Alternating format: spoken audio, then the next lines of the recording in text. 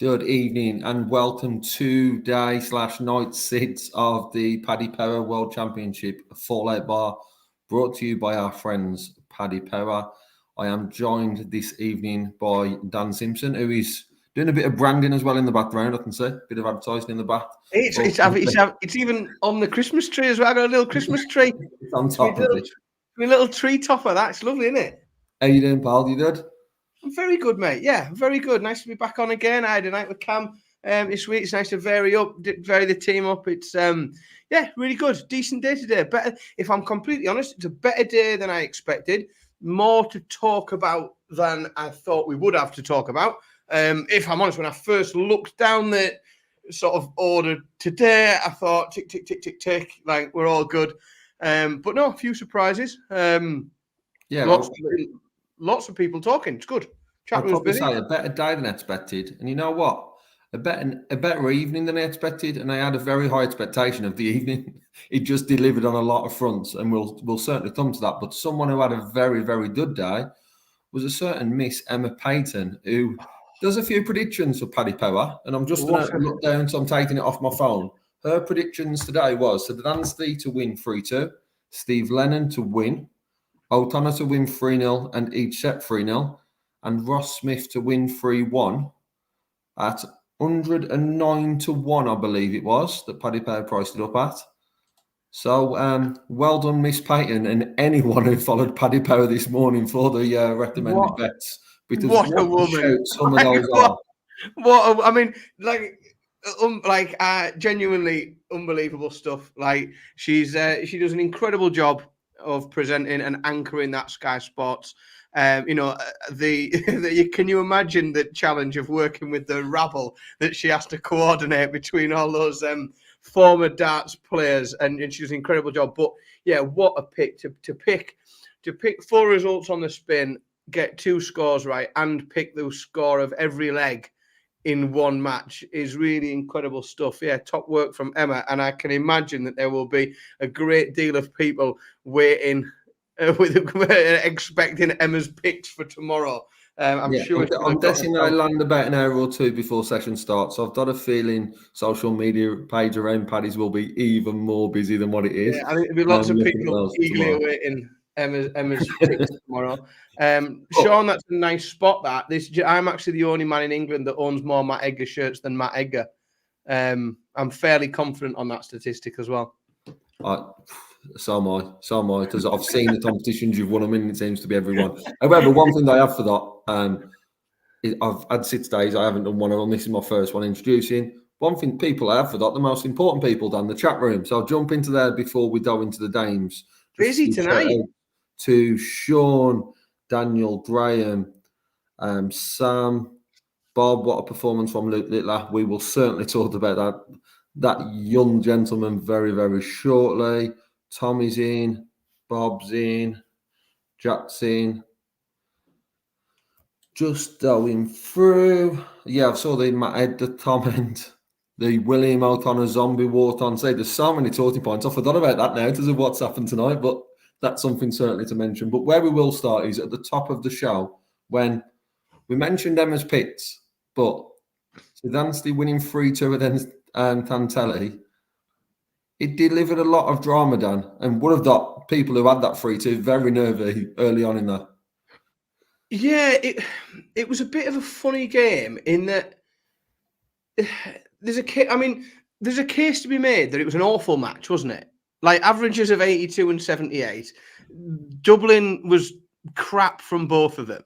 Like in a lot of ways that we describe a darts match, it was crap, but I found it genuinely quite engaging because there was some peril, because it swung about a bit, and we didn't really know going into that last set who was going to win, and it delivered some tension. And whilst it didn't deliver some of the box office darts and movement around the board that we would see later in the day, it did certainly deliver something as a bit of a start to the game. Start to the day, sorry. I enjoyed it much more than I thought I would. But levels are going to need to be lifted from Sza-n-ski if he's going to do anything further in this tournament, because it wasn't crap. He was the one we probably out the two we expected a lot more from Ades from the year he's had. We've seen him obviously the run on the Pro Tour, and that was probably the surprise that we didn't see that manner of performance. But like I said, he added a bit of drama to a game. I'm probably putting it nicely than what you are, Dan, but in reality, what you're saying is true. It wasn't great. It wasn't easy on the eye. But no, but I'm not saying. But again, it was very watchable. Like sometimes in these games, these I tell you what, games. There's been games in this tournament where the throwing averages and statistics were far better than that I haven't enjoyed as much. Like it was for different reasons. It was a watchable game. It had various moments. It had multiple tension points and things where the pendulum swung back and forth. And it was a nice way to start the afternoon. Few other people jumping in the chat. Evening to Harry, one of the team, and Ades. He's an honorary member of the team. John O'Shea, who's in the chat room as well, is with us. But we'll move swiftly on to game number 2. And Dan, looking at Steve Lennon, Owen Bates, I honestly thought very, very disappointing or a fantastic game to watch. It could go either way. And it went to the second one because Owen Bates early on was just incredible. And then someone who's fighting for their life on tour. What a performance that was from Steve Lennon to come back and hold it against a crowd who were very, very much against him. Yeah, and it did show. I mean, obviously, Steve is by far the more experienced player in those environments. Owen Bates has done some stuff, and he's not nowhere near the level. I mean, he was debuting today, nowhere near the level of general tournament experience that Steve Lennon's got. Now, I'll hold my hand up. I think I sent you my picks around lunchtime today, and I had this as an Owen Bates win. And at 2-0, I was like flexing in the mirror. I was thinking, I know better than everyone. I know Dan knows better than the bookies, and Dan knows better than everybody else. And at 2-0, I thought I've been vindicated. And I do, if I'm completely honest, there's loads of different ways we can analyze the way the game went. I do put all of the credit onto Steve Lennon for that comeback, rather than. I don't think Owen Bates has got 2-0 ahead on his debut and had a wobble. Like, I don't think that is what happened at all. I think Steve Lennon just played some brilliant darts, some really high-pressure shots. Again, we've not seen lightning averages, but this was an unbelievably watchable game. Thoroughly entertaining. I think, the crowd did swing a bit. I think as the game went on, and I know Steve Lennon he was certainly against the crowd for large parts of it. I don't think by the end of that game there were many that really begrudged that, because they'd watched a 3-0 comeback. They'd watched some incredible darts in the process. Some of his checkouts were under pressure, were really, really good. And he has, Steve Lennon had to come here and save his tour card. Like, that's what he had to do. And if he didn't win that first game, he was out, because Florian Hempel had won his first game. So it's a little bit, and I know we can make it a bit wider. Radek Sza-n-ski is now within the conversation after his win today. He's moved himself up to 67 spot, but numbers 66 isn't in. 65 Florian Hempel, but now Steve Lennon in that green section. So if Hempel and Sza-n-ski and others don't make it further, he's safe. He's in the green. And we've said this loads of times in terms of qualifying for tournaments and other things. It must be far more comfortable to be in the green and defending that than being outside of there and trying to fight up and and move forward into position. So huge comeback, really entertaining. It showed real balls from Steve Lennon today in that situation. And that game, that comeback, those 3 sets there on the trot could have just preserved his tour card for another year. Really impressive. It certainly could do. I guess just looking a bit shorter term for Steve Lennon, the manner of that victory, winning 9 of the last 11, when Owen Bates, as you said, played well in spells, was outstanding, I'd probably say in spells, and then poor in the others, which his average sort of shows that. But short term for Steve Lennon, Dan, it's Johnny Clayton up next, and it's Johnny Clayton who's not had a fantastic 2023. And I know we're putting that into the high standards he's set. Steve Lennon now down into that lane thinking, yes, he's still fighting for his tour title because there was a few players underneath him who only need one more win, who would then jump him. So he's going to want to get that win himself. Do you think that Lennon can let that against Johnny Clayton? Or do you think that's still a step too far? I mean, I think it's doable. And what I think is important note in the way that game went today and what he might have taken from it, I suppose, in this tournament on that stage, is he came from 2-0 behind. Because let's be brutally honest, there's a fair chance he goes 2-0 behind to Johnny Clayton, isn't there? You know, Johnny Clayton starts fast. He's going to take 2 sets rapid. And Steve Lennon could find himself 2 sets behind. But he's been in that situation this week. He's done it. He's been there. You know, he hasn't got long to turn it around until he's back on stage. I think, when is he going to be back? Friday? Saturday afternoon. Saturday is he back? Yeah. So, yeah. You know, he's only a couple of days apart. And that's where I think I don't think it'll be, oh, well, I've won that game today. Now I know I can beat Johnny Clayton. But I think it's that coming through the adversity of being behind, that I think can only be a really positive thing. I think it can only be a good thing in terms of is that match against Johnny. Yeah, he's going to be a massive underdog, but who knows? Yeah, moving on to game number 3, and it was a Irish Wednesday at the Palace. There's William O'Connor up next to then Spav Patel. And William O'Connor won this one 3-0, and as Emma predicted, won it 3-0, 3-0, 3-0. And totally swooped the field. And what stood out here for William O'Connor was not the fact he won the game. He was probably expected to win the game. He was red hot favourite coming into someone who qualified for the World Championships as a reserve, taking up Pratash Jiwa's spot. But what William O'Connor did was, for a large part of this game, was averaging over 100. He finished at 98.74. And Dan, it was certainly a mark to put down by O'Connor on performance. Let's put the results sort of to one side, as it was expected. But from a performance point of view, that was a mark to certainly put down. That's what he had to do. You know, I think, you know, there was nobody, you know, Patel didn't really give himself a fighting chance going. You know, I think no one's surprised at the result. William O'Connor's got a really tough game against Chris Dobey. Chris Dobey's done some brilliant things this year. He's a really, really tough match for William O'Connor. And I think that this game wasn't a great draw for William O'Connor going into that Chris Dobey game, because for me, I think if you're William O'Connor, you almost wanted to come through a bit of adversity. You know, you want to come through a proper match, play yourself into the tournament, and that's the advantage you've got over Chris Dobey. Is you've already won a match, your form's going well, and you know, and to play a guy who 3 or 4 weeks ago wasn't playing in the World Championships, William O'Connor did really well. Because there's nothing coming back at him, and he was just playing the board. It was a practice session for him. One thing William O'Connor has now got as well, he's a fantastic walk-on son. That's certainly got the crowd going. It's certainly got the chat room talking about it. And him coming out to Zombie, we've seen Chris Dobey change his walk-on music to something that's now more of a fan favourite.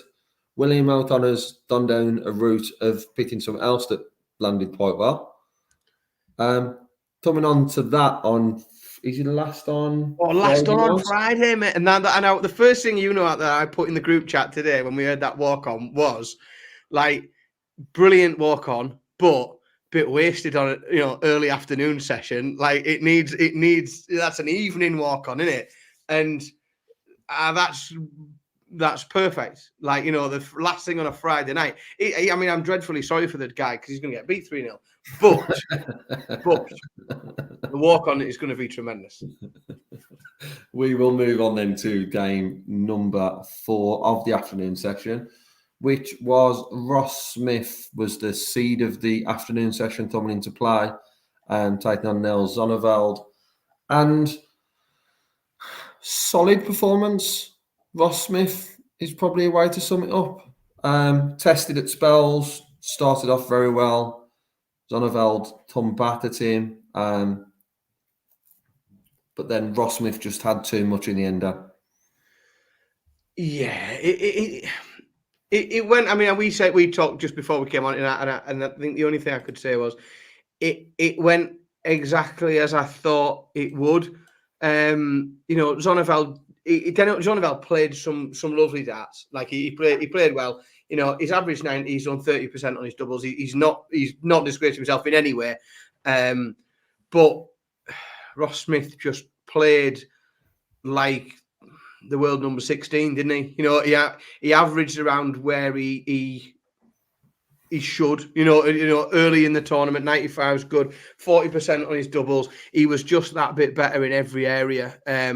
And he kept it consistent throughout the match. So yeah, it was a really good performance from Ross. But I think it was a professional performance. He needed to get one out the way.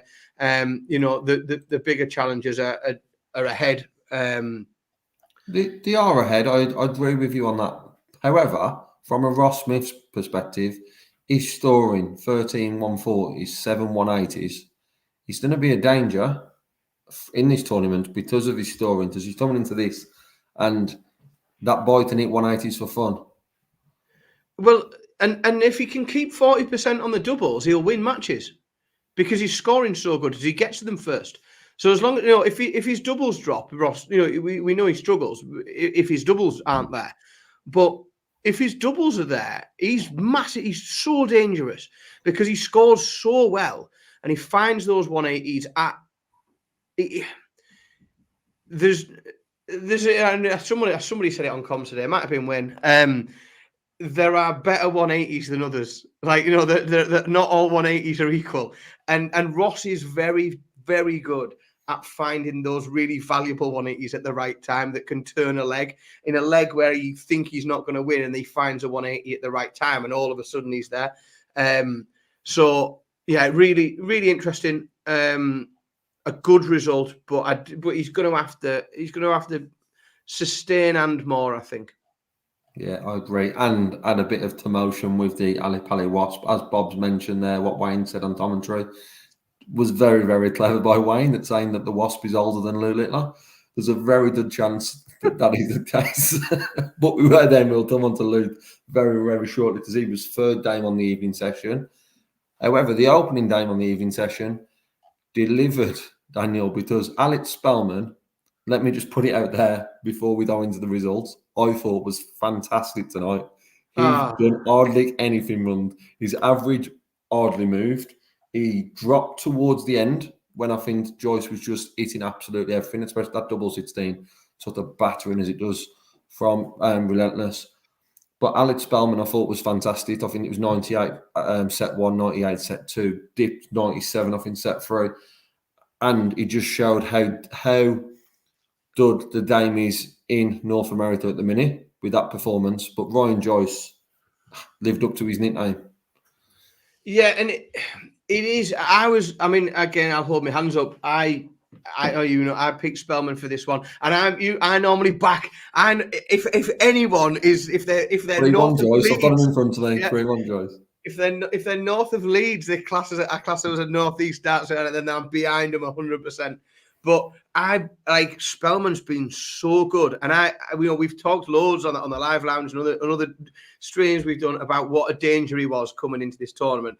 Bit unknown to many outside of those of us that pay attention to everything, but really, and was another prospect. And after seeing some guys from the Asian tour, put in some unbelievable performances this week, I really thought Spellman was gonna. And to be fair, he sort of played how I thought he would play. If someone said this morning he'll average 95, he do 55% of his doubles. He's done in one set. Like he's been unlucky. I genuinely think he's been unlucky because Ryan Joyce was imperious. Like just wasn't to be beaten at all today. Ryan Joyce. Just brilliant, really, really good. And we've seen some moments of real brilliance from him this year. We've seen some amazing stuff on the Pro Tour. We haven't seen the consistency, but if he can string a few games together, Ryan Joyce can win matches, and he can win big matches on stages as well. He's a real danger. Yeah, and what it does is that Saturday sessions, 2 sessions, look very tasty. That's one of the dames I just want to talk to you about, Dan. Obviously, it's not prediction time because that would be on Friday's show. But just talking about the day now, Ryan Joyce has got Stephen Bunting. If Ryan Joyce finds that level, And let's say that level that Ryan Joyce has found is very much what Bunting's found the past 3 or 4 months. That could be one of the best games of round 2. It's potentially the game of the day, isn't it? In reality, when you look through the whole day, that's potentially the best game of the day. And it could, I really think it could go either way because, Stephen Bunting's a hell of a player and he's had a hell of a good year, but he does have a bit of inconsistency in him. He does just have a bit of inconsistency in him. And Ryan Joyce just has a turn of brilliance that if those two things align, then Bunting could be in trouble. Ryan Joyce could be a bit of a nightmare for it, or he could be a real handful. At the minute, it's my pick of the day for Saturday for games. It looks great. Yeah, it certainly does. And then moving on to game number 2, I know it's a very weird way I'm going to approach this. It's going to be similar to the other one. But then, how good is Ben Robb? We've seen him on the Super Series very, very recently. I can't remember last week or week before. We've seen him in World Series events. We've seen him at World Championship before. But there was 6 ton plus checkouts in that game. And there was an 85 and an 89 average, which shows there's still a lot of work for both to do. And we've seen Richard Vinstra destroy Luke Littler at late side just 18 months ago with the highest record there. So we know that game is there for him. We also know it's there for Ben Robb, as we've seen it at the Super Series in a short format. So he probably didn't deliver on the scoring front, but the ton plus checkouts from both players then made this a very, very interesting watch and a very harsh scoreline, I would say, on Ben Robb. 3-0, 3-0 bears no resemblance to the game that I watched today. It's a very, very generous scoreline for Richard Vinstra for that. Now I picked Vinstra. I picked him to win. I've been a big fan of the Richard Vinstra game for quite a while now, and then I've had lots of talk with people about whether or not that game carries through onto PDC television tournaments and if it could but I think he's a guy with a really high ceiling. I think he's still in year 1 of his tour card. He's got into he's sort of in the 70s. He's going to be really safe and secure on his tour card. He's going to have a little pressure on him. He's going to be playing with freedom into next year. I've said for quite a while this year that I think he could be dangerous. Now, whether or not he does much more in this tournament is depends largely on Danny, I'll tell you what. After when the draw was made, knowing that was his, I think he'd found Ben Robb a difficult first round draw, considering who else was in that half. Facing Tim Huybrechts as the seed, yes, he wasn't great today, but I think he'll fancy his chances. Because today wasn't his A game, and he knows that. And Kim's also someone who he's played. He's quite familiar with. He's played him quite a lot of times. He's not somebody new. He's a seed, but he's not. He's not bumping into a top 12 player, is he? He's not been unfortunate enough to meet. Just looking in that section, Dimitri Van den Berg and Stephen Bunting. Like in terms of seeds, he's done all right. He's took he's got the lowest seed in that quarter. So I will, and I know we're not doing it, but I will probably be picking Richard Vinstra in that game. Yeah, I think it's an opportunity that Richard Vinstra will be happy with. I think he'll know that his game tonight, as I said, spells, and his finishing was very, very good. But he knows he won't get that many chances against him if he plays the same way he did tonight. But I agree with you, there's still a lot more to come from Richard Vinstra.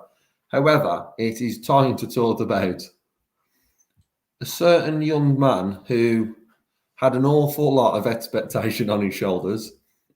And I just want to reel off 9 numbers to you, Dan. 14, 15, 12, 13, 14, 11, 14, 15, 15. They were the leads that Luke Littler won tonight. So no lead that he won was over 15 darts. So there was 11 leads played, so we lost 2 of them. However, every lead he won was in 5 visits or less. That's the way to make your debut, right? I mean, the most remarkable thing. I mean, we were lucky enough to sit with Luke last week, weren't we? And talk to him, and you genuinely get you've seen him. You've seen him interview loads. We've talked to him on streams on here, and what's always amazing is how sort of calm and relaxed and unfazed he seems. And I just, you think, oh, well, it's a good show, isn't it? But then you speak to him in person and you sort of think like, no, it's real, this. And then you watch him on that stage and it's the most remarkable thing, apart from his darts, the numbers speak for themselves. Like, to make your debut at 16 years old and average 106, and not just averaging 106, but some of the finishing was ridiculous. I mean, 50% on his doubles, that 106, the ease at which he was finding the ball was just like, honestly.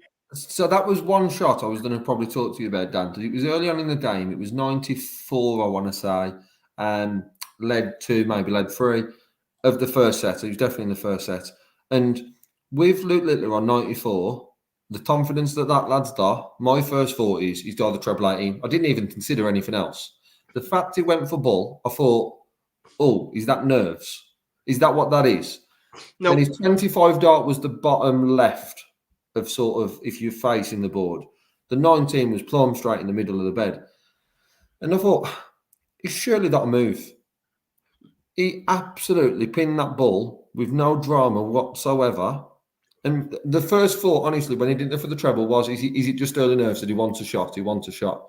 But it's actually probably the flip of that the confidence was just ridiculous, that he knew that, well, he probably fancied himself to hit ball first time, because we've seen how many times he hit it on the Super Series that he'd leave a better finish. It's amazing.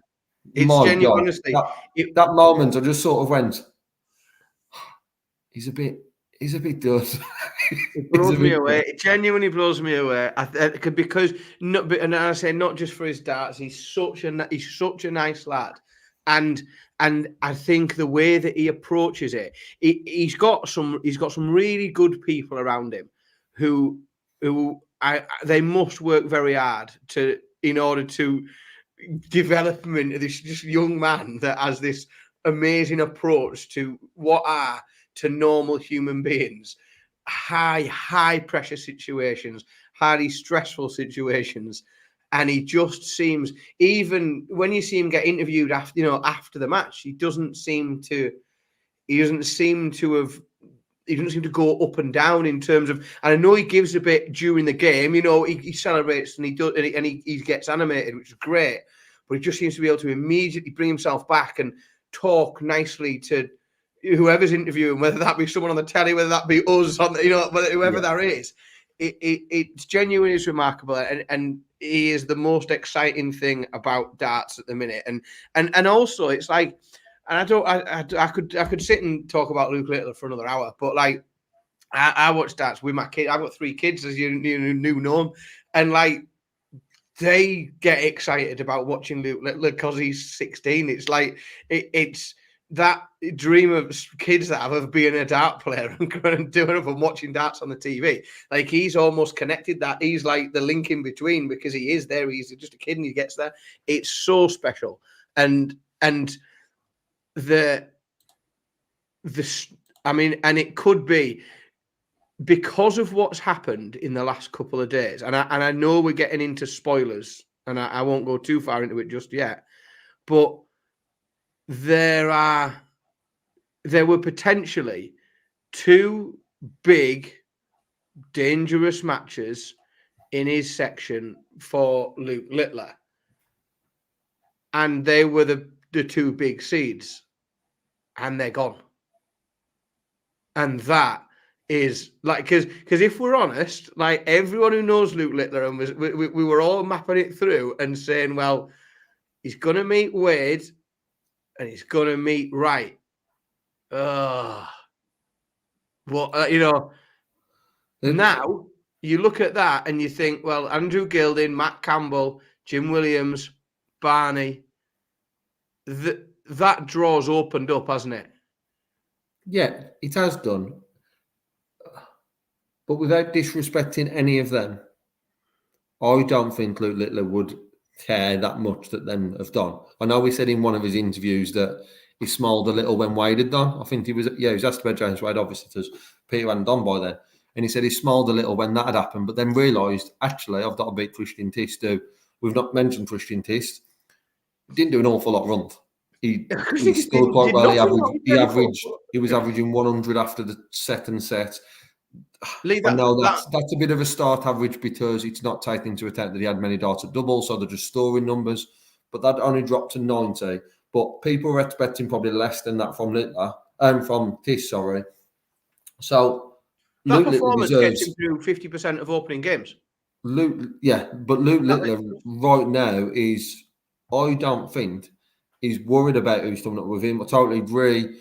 Fortunate enough to obviously meet him a couple of times. Spoke to him at Lakeside last year in their world. Spoke to him, obviously, he was with us on Monday night. And the people he's got around him, and the best thing about the people he's got around him is they love darts.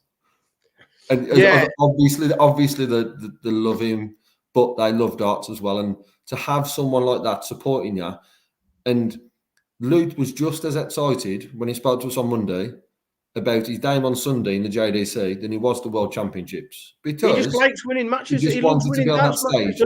His disappointment, his only disappointment on Monday about going to the World Championships was that Sunday's JDC final wasn't when it was full of crowd. It was before, it wasn't streamed, it wasn't. That was the only thing he was like, I just wish that was on, because he wants to perform in front of a full crowd.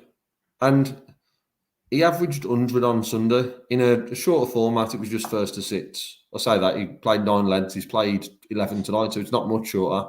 But he averaged 100 then, he's averaged 106.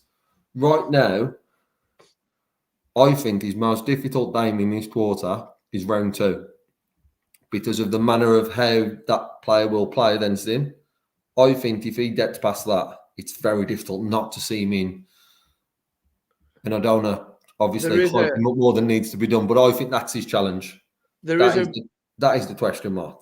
There's a real sort of old romantic in me that, with the greatest respect to the other players in that section, I think it will be quite beautiful for us to see on the Ali Pali stage, even if it's just like, imagine, because we know what could come from Luke in the next few years.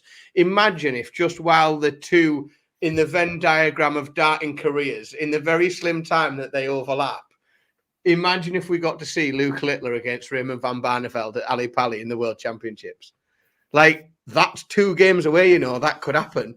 And I just think, imagine how special that would be. Like, what a potentially amazing moment that could be. And I know I'm getting ahead of myself and getting excited, but what a cool prospect. Yeah, it's certainly a possibility, especially as the draws opened up. It is certainly a possibility. Probably not favourite to happen because of what happened in our last game, but it's certainly a strong possibility. Just one thing I want to talk on. Dan, it's round 1, and someone has done something in round 1 that probably hasn't broken the social media light as much as what probably Fallon did 4 or 5 years ago when Fallon won her first game. And a lot of people tonight are talking about, can Mr. Luke Littler make it into the Premier League? Because we did this in round 1 when Fallon won. Didn't know where you were going with that conversation. I didn't realise we had to check the calendar. I thought, have I missed Christmas? We're doing the Premier League conversation. We've spoke about the 7 players we believe, or we say that we think are in, unless something major happens at the World Championships. Yeah. Can Luke Littler put his name into that hat? I think. Oh, sorry, Dan, I'll change my question. What does he need to do to put his name into the hat? Final. Because I think that the PDC knows we know what we've heard Matt talk extensively about the decision on Luke Humphries last year, and we know that they consider whether it is right for the player in terms of timing and in terms of their career. There is a part of me, and whether it's the professional in me that's speaking here or the dad in me that's speaking here, that thinks the idea of putting a teenager through that at that age, I don't know how wise it is, and I'm not sure it would be the right thing for him to do there.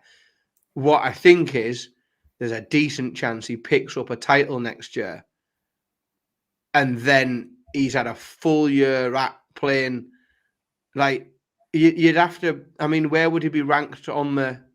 Where would he be ranked on the order of merit? Yeah, he'd be ranked 120 something when they pick him, when they announce it, because they've said they're going to go after the Worlds. They're not waiting until after the Masters this year. Is the commitment that Matt Porter's made. I don't think it'll. I think if he gets in a final, there might be an overwhelming amount of pressure, and the media response it'll get could be quite positive.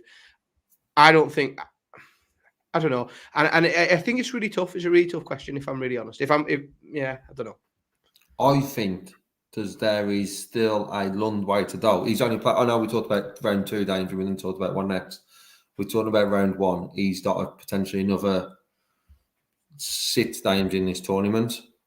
I think if he wins another 3, maybe 4 of them, with a performance similar to tonight, we could maybe drop 3 or 4 points on the average, and I'm still classing that as similar.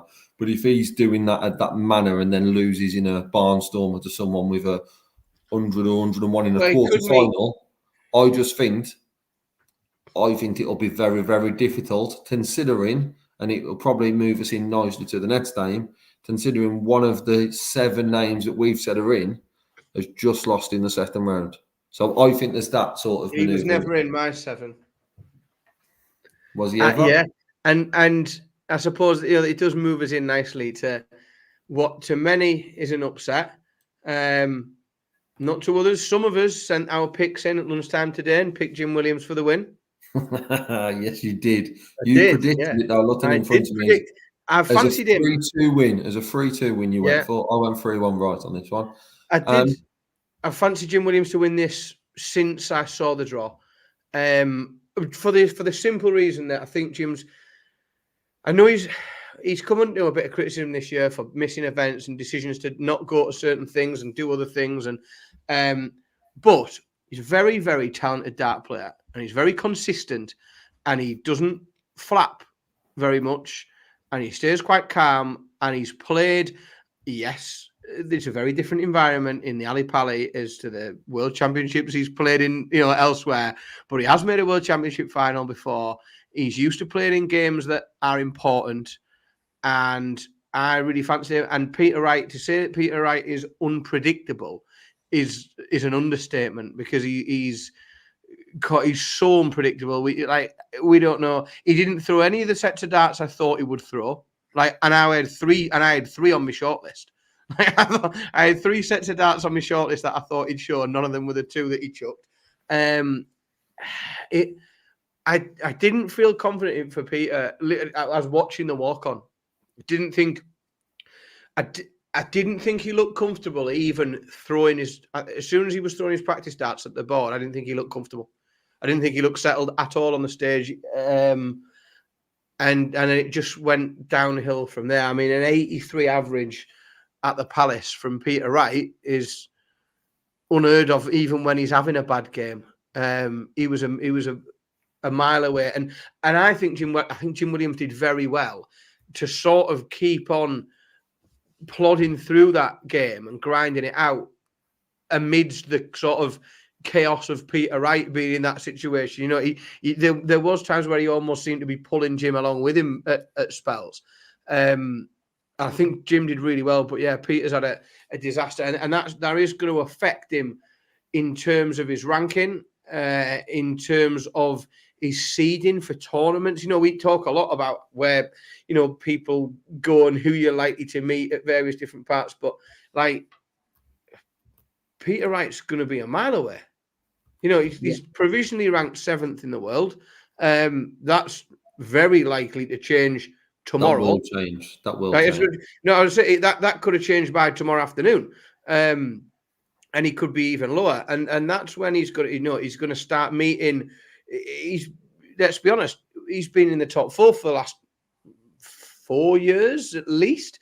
He's had a pretty comfortable ride when it comes to draws in major tournaments, and he's not going to get that going into this year at all, because his seedings are going to be all over. And I don't think he's anywhere close to being ready for the Premier League at the moment. Yeah, not even close.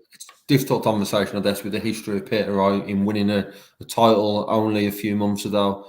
But then the performance we've seen tonight, I totally agree with that. I just want to flip it on to Jim Williams, because it wasn't great by Jim, but it was, then, probably professional is the word to use. And it was interesting to hear your friend Glenn on commentary talking about it. And sometimes it sounded like Glenn was a little bit frustrated with Jim, I'd say, Dan, because he probably expected more from him. But for Jim Williams, that's 2 wins, a bit of a scrappy first round, easing to victory first round, easing to victory in the second round. But what this probably does for Jim Williams is, I know people won't like the idea of this, but Jim Williams picks his tournaments. We've seen that. He picks and chooses his tournaments because he's got work commitments. With Pro Tours moving to midweek next year, good run here, Dan, and that probably allows him, from a work perspective, to have a lot more freedom around picking and choosing Pro Tours and Euro Tour qualifiers and so on and so forth, because of his run here. That could well continue. Yeah, it's whether or not that carries through into consistent darts, because all the time he's not playing and he chooses to not play events, I assume that there's also when there's some inconsistency in him playing, there's got to be some inconsistency in him practicing. There just has to be, doesn't there? They have to, and do we just need... To be honest, though, Dan, a lot of the times that Jim doesn't play on PDC, apart from if we've seen him missing midweek, if he's not at a PDC weekend, or he's not done to qualify for a tournament, playing something else somewhere. We tend to see him at, I don't know, a Red Dragon event, or we've seen him at the Champions and stuff like that. Yeah, he still does play. However, it's the commitment of the professional tour, I think, that he struggles with more than the commitment to darts, if that makes sense. Yeah, and I'm a big fan of Jim, but I think Glenn mentioned it and sort of alluded to it a few times, but he is a bit of one of these players where you can't. He could be so much more, but it's a big risk, isn't it? How long did we have the conversation about Johnny Clayton? And as to, and Johnny Clayton's winning the Premier League, and he's still going out and plastering houses the next day, it's difficult. It's a really tough decision, because there's no guaranteed money. There's no guaranteed income. And if you walk away from a job, there isn't always a job waiting for you when you go back. It's a real challenge. But I for one would like to see Jim Williams the full-time darts player, because I think he's brilliant. I would as well. Just one note then. I'm just actually reading a quote from PDC, just a media release that come through about Peter Wright losing. Maybe it would be a different game if I'd have hit one of the doubles to win the second set. I'd really had sits there to win that. But I didn't feel confident of actually getting it, to be honest. This is the worrying sign, Dan.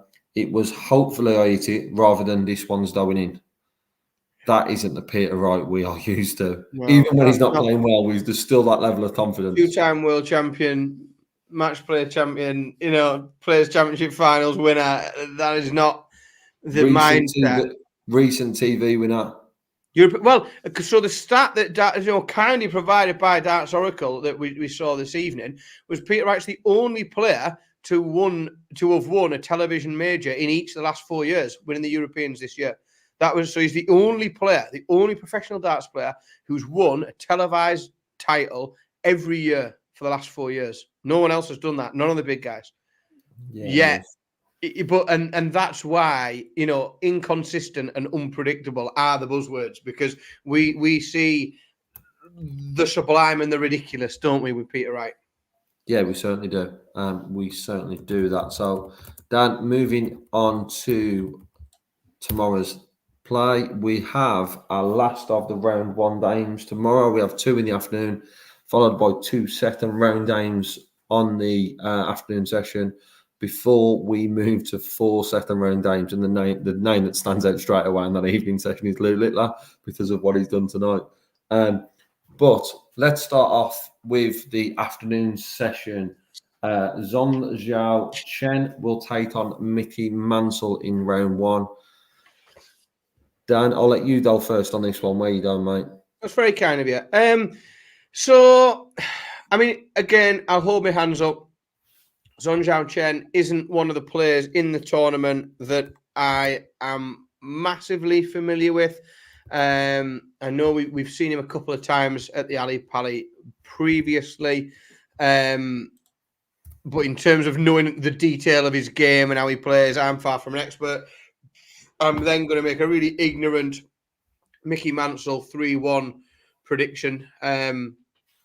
Mickey Mansell's had a solid year. I think every time I go on to darts rankings and want to look at Summer and look at who's done what or who's moved to where, every time I'm scanning and looking up and down, I see Mickey Mansell and have to like check and think like, what, really? Yeah, all right, fair enough. You know, like he's had a really, really solid year. And the year before that, he was solid. I just think he's probably going to have too much and he'll get through 3-1. Yeah, let's let your predictions in the chat room as well. Just have a quick scroll through. Sean has got 3-2 Mansell, Daniel 3-1. Bob's done with on 3-2, Graham 3-1 Mansell, Tommy 3-1 Mansell. I think it's going to be tighter, Dan. I'm in the 3-2 Mansell, but I do think Mansell that's out of the line. Moving on to game number 2, Luke Woodhouse versus Barry Van Peer. I will go first here. I think Luke's just enough way too much for Barry. I know we've seen the form that he's had on the Challenge Tour. But his performance at the Grand Slam and the manner of how he played that last time against Josh Roth worried me in the Slam. With the sort of getting too involved with the crowd and trying to make it fun, but for him and them, but didn't make it fun for anyone. So I'm gonna go for a clean sweep here on Luke Woodhouse.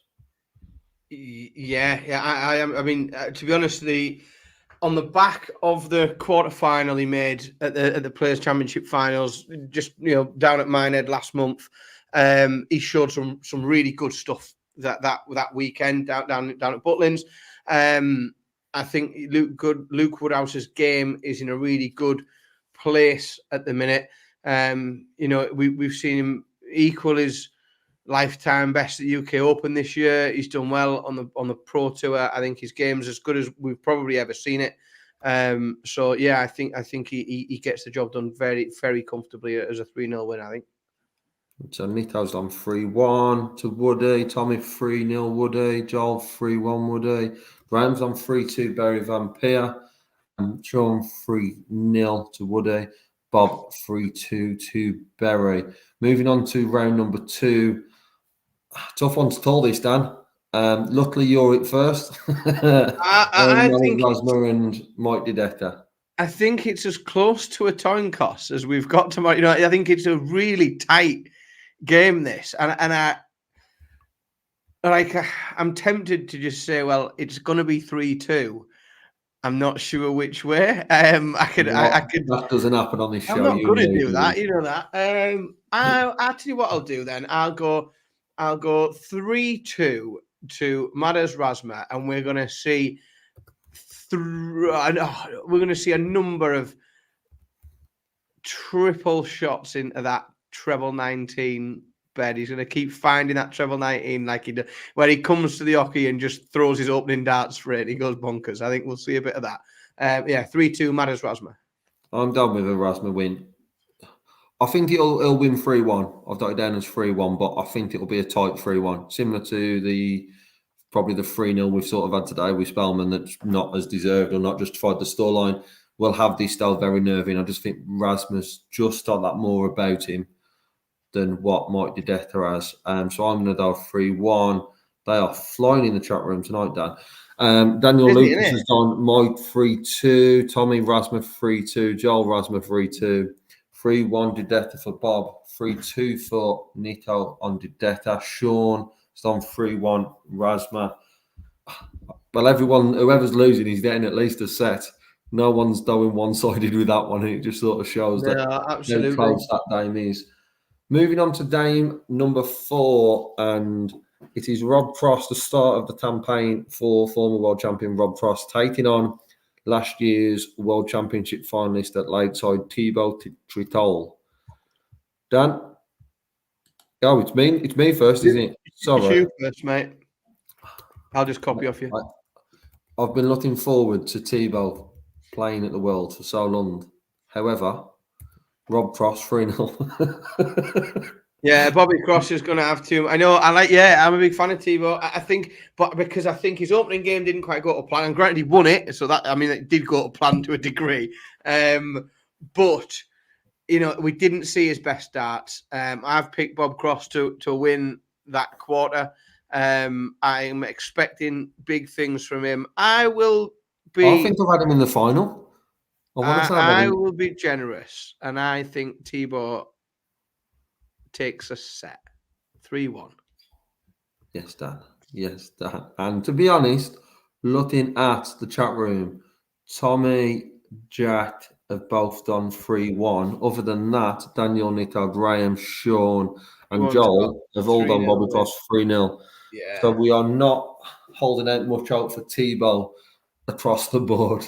Moving on to the evening session. That's the game we're now all looking forward to because of a certain performance that he's putting tonight. Andrew Dilding takes on Luke Littler. Are you going to be brave enough? Is it you or me? It's you, Dan. Are you going to be brave enough to bat the UK Open champion to defeat the young boy who's just hit 106 on the main stage? No, I'm not. But I'm not going as dramatic as I have done in some of the other games.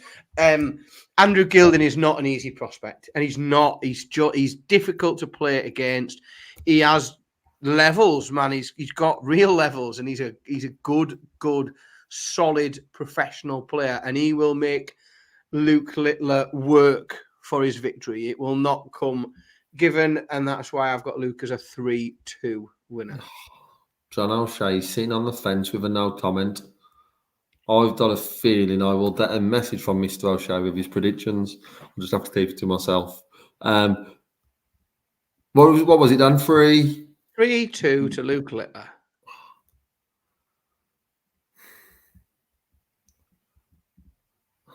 Can he do that again? What he's done today? 100%. He doesn't need to, does he? He doesn't need to average 106. It'd be good if he did. He doesn't need to. Doesn't need to replicate. My worry is the dip, as we've seen a dip on him on Super Series and in some games where that be down, but I know I'm jumping on the bandwagon of what the I've other seen thing today. I'm totally jumping on the bandwagon of what I've seen today, and Lou Littler is going to perform to a late 90s, early ton average, and I think he will still not whitewash Dilding, but it'll be 3-1. The other observation I would make on that game. By the way, these predictions have been written down. If you could pick anyone, like a seed, that wouldn't be distracted or overawed by, or put off by the faff and fuss around Luke Littler, it's probably Andrew Gilding. Like that's the danger for Luke, is that there are lots and lots and lots of seeds he could have met that would be got at by the amount of extra press and coverage and everything else. There are a lot of people talking about it, and Andrew Gilding, I don't think will be. I don't think that'll interfere with Andrew Gilding's game. I don't think anything interferes with Andrew Gilding's game other than Andrew Gilding. So that's why I've got it close, I think.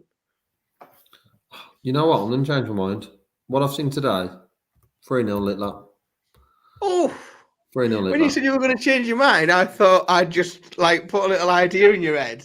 No, 3-0 Littler. You have put an idea in my head, but then I remembered what I just saw. I've just remembered what I just saw for what seemed like a minute and a half, but was actually about 20 minutes of just utter brilliance by Lou Littler. And I think it plays into his favour in playing so quickly. He's not yes, he will have media tomorrow, but for someone at that age, it's just an adult and enjoy it. And I think he wins it. Graham's got 3-2. Lute. Laura was a little late on the Rob Cross one, but it's 3-0. Jack 3-2 Littler. Nito 3-1 Littler. Daniel 3-1 Littler. Sean's the first one to come in with Dilden at 3-2. Barber's 3-1 Littler. But a lot of conversation around the pace, and it will be interesting to see how Littler adapts to that. He was asked that question, and he says he's played slower players before. It's just Andrew's game, and he'll just get on with it. Laura's done 3-1 Littler, and so is Harry. So moving on to Dame number 2. Very, very interesting Dame, this one, Dan. Scott Williams and Noppy.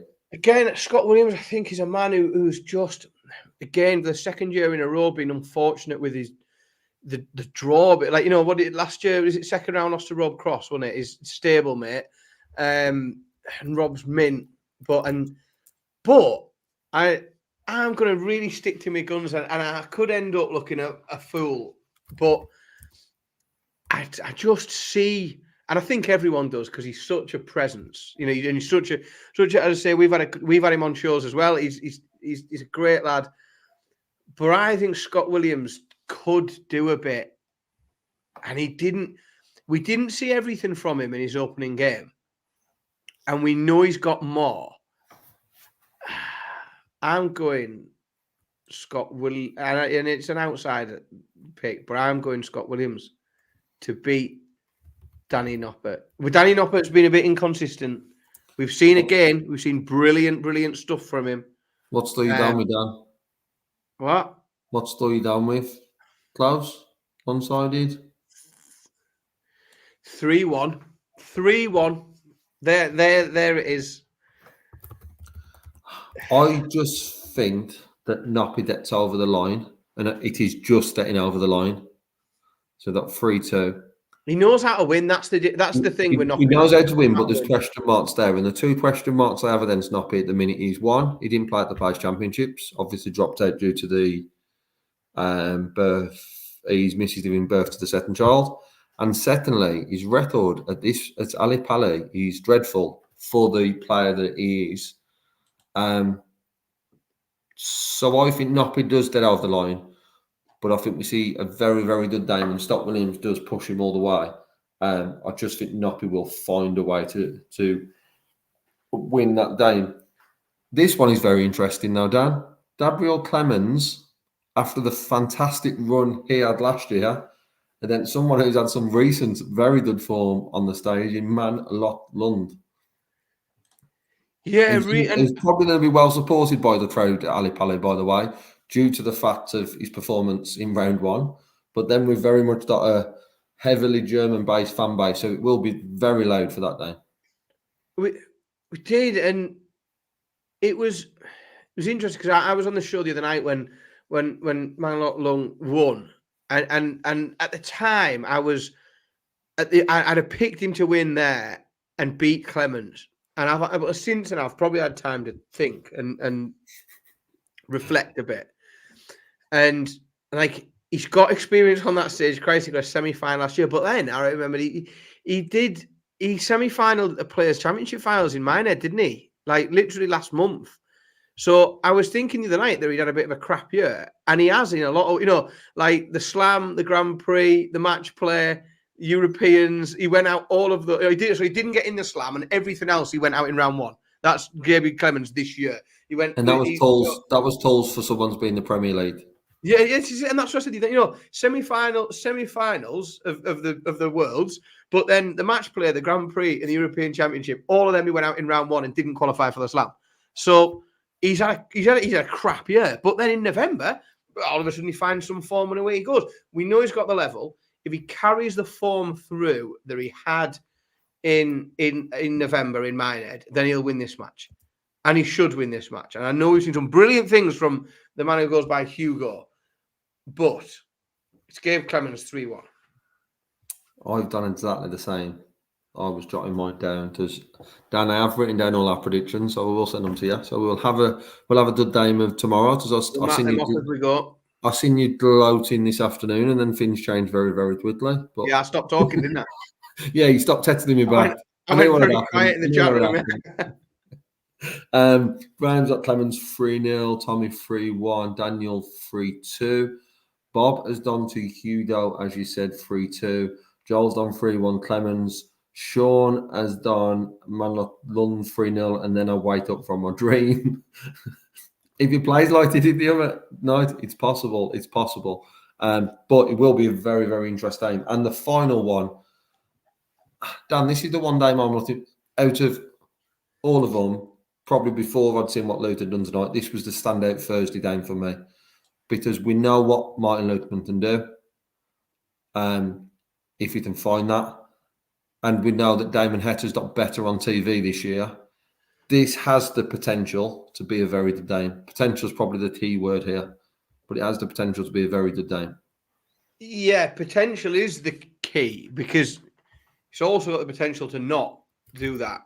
This could stink, but it could be unbelievable. Could be amazing. I think it's another tough one to call. It's difficult. I think the reason it's difficult to call is because we've seen Martin Lukeman and we haven't seen Damon Hatter. We've seen good things from Martin Lukeman. And Martin Lukeman's performance tonight was like very, very Martin Lukeman, like very solid. Like mid-90s average, good doubles, bang, bang, professional, almost like when Martin Lukeman's playing his best, it's like James Wade, like, you know, just that he wins legs and he wins matches, just sort of averaging mid-90s and checking out doubles and putting combinations together that he maybe shouldn't, but I just think Damon will have too much. I just think his level, and I know there's a load of numbers on Damon on TV, but when I look at the year he's had, all of a sudden, when you look down and you look at previous years and the record shows you on telly, there's lots and lots of round one, round twos. You go all the way down the different tournaments and you go match play, Grand Prix, Europeans, round one, round two, round one, round two. This year, we're going round 3, round 4, quarterfinal match play, quarterfinal slam, quarterfinal Pillars Championship 5. The last 2 events that he's played, he's reached the quarterfinals of. Damon's in form on the telly. He's done 2 quarterfinals in a row. How can you pick someone who's got 2 quarters in a row to not come through a second round? So it's going to have to be Damon Hatter, and I think it's a 3-1. I've also got the same down, Dan. Just run through the last name stores from the chat. Ben's done 3-1. Sorry, I was done jumping up the name. Tommy's done 3-0. Hatter, Joel 3-2. Daniel has done 3-1. Graham's done 3-1 to Martin Lukeman. Sean's done 3-0 to Hatter. Bob 3-1 Hatter. Harry's done 3-1 Hatter, but later down the chat has said, but I want Lukeman to win, so he's done 3-1 Hatter. By the sounds of things, he's done with head over arse. Ben's done 3-1 Hatter. Yes, Damon was there supporting Ben Robb. I agree with what he said. I think Damon Hetter's current form on TV will be enough. I just think it'll be one of them that, from a lead play perspective, the scoreline would probably look close. But actually, because it's set play, I think Hatter will win 3-1. But it might not be as right things at the right time. I think that's where it is, isn't it? Yeah, he's just looking too good. Like I says, runs at quarterfinal at the Players, runs a match play, and all that just cement how good Hetter's getting on TV. He looked really good at the Slam as well. Like he looked really good on the stage at the Slam. So yeah, I think it's quite an easy pick for me, that one. Yeah, I think Hatter comes through it. Dan, I will send the stores over with you. I can't remember who's on the show tomorrow without the route in front of me. I don't know, even though if I'm on or you're on, I know Dobb's back. I know there is the return of the Dobb. But as always, a big thank you to everyone in the chat room who's got involved throughout, who's jumped in with the predictions. A big thank you to Paddy Pepper for their continued support. Make sure you follow them for the recommended bets, especially what's happened today. Make sure you get onto our website where you will see previews, reviews, the daily recommended bets from our sponsors as well. And make sure you are following us on Facebook, Twitter, Instagram, Threads. I forget all the ones. Phil's an expert at these. There's too many, isn't there, Dan? Far too many for me. I need a crib sheet. I need a little script or something on the side of my screen.